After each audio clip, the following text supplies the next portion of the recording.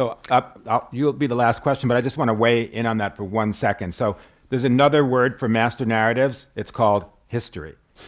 Basically, every country creates their own narrative story.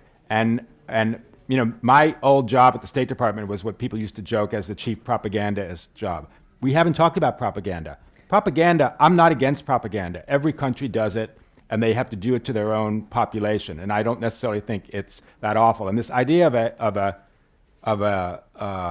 news cartel, I mean, I was editor of Time in 2012 during that election, and I remember, you know, you're competing against cartels and everybody. I remember being on a panel with the then editor of the New York Times who said, it's really hard to break through these days. This is the editor of the New York Times saying it's hard to break through. I wanted to jump off the platform. Like, what's it like for the rest of everybody? So, I mean, there are cartels, but cartels don't have hegemony like they used to. The gentleman right there, last question. I don't think you want to address an issue in terms of understanding what happened in the world. Because what is happening in America is what the United States flipped on the global south and in the third world, which we live with for many, many years in terms of a master narrative that was and still is propaganda. You know what? I hate last questions.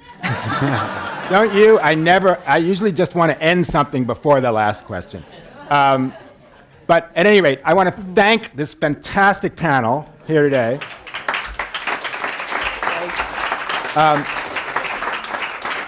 And I do want to say, I actually think, I mean, the talk about optimism, I mean, the optimism is all of you there figuring out how to teach your students about this and using some of the techniques and some of the sources that we've talked about here today. And I hope you're successful. Thank you very much.